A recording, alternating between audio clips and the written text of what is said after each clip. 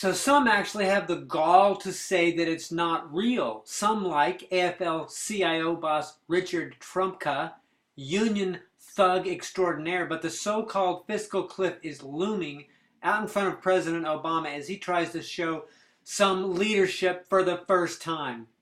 Fat chance. So what is a fiscal cliff everyone keeps talking about? Well, the big issue we're talking about here is the expiration of the Bush tax cuts that were supposed to expire in 2010, but were extended all the way out through 2012 so as not to make the president look bad before the election. I can't even believe that Republicans were stupid enough to agree to this. The deal to extend the Bush-era tax cuts also included a reduction in the Social Security employee payroll tax, which is also set to expire. But that was another stupid move by Republicans to agree to this, because while Democrats whined that Republicans did not care enough about the poor working man to give them a $20 a week boost in their paycheck, no news organization on the face of the earth even bothered to mention the fact that this was a tax which directly funded an already bankrupt system. Okay, it's important to stop here and realize exactly what we're talking about and what the news never covered. How does Social Security get funded? It gets funded by employers and employees, both contributing to the Social Security system. A little bit comes out of the paycheck from the employer and the employee and goes into the Social Security system. Now that has unfunded liabilities to the tune of $8.6 trillion. You got that?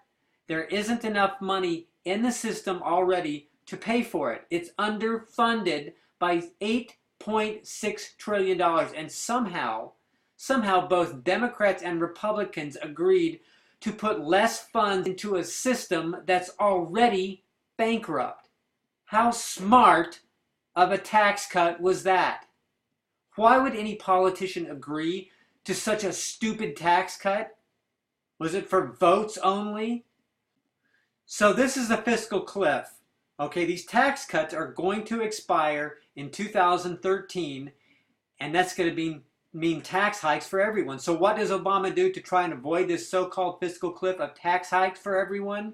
What does he do to offer what he calls a balanced approach to this looming problem? He comes to the table and asks for a $1.6 trillion tax hike over the next 10 years.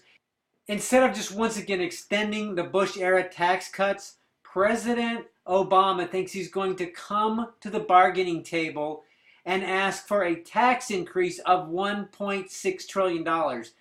That increase is twice as high as the one he asked for last year when budget negotiations failed. Now, no Republican in their right mind is going to agree to that, and Obama knows it. And he calls what he's doing a balanced approach. Do you think for a minute, if Obama and the Democrats get that $1.6 trillion tax hike, they won't spend it like a gambler in Vegas and not reduce spending one dime? Do you really think they're going to be responsible with that extra money? Folks, it looks like we're going off the fiscal cliff. What do you think you're going to do when the stock market and the economy crash? What's going to happen to this economy when we go over the fiscal cliff and the stock market goes south along with the economy? Are you prepared? Check out the article I have here on Fox News about Obama entering the fiscal cliff talks and asking for a $1.6 trillion tax hike. The man thinks he's a dictator now. Leave your comments and thoughts in the comment section below. And I also linked to this article. So check it out and leave your comments.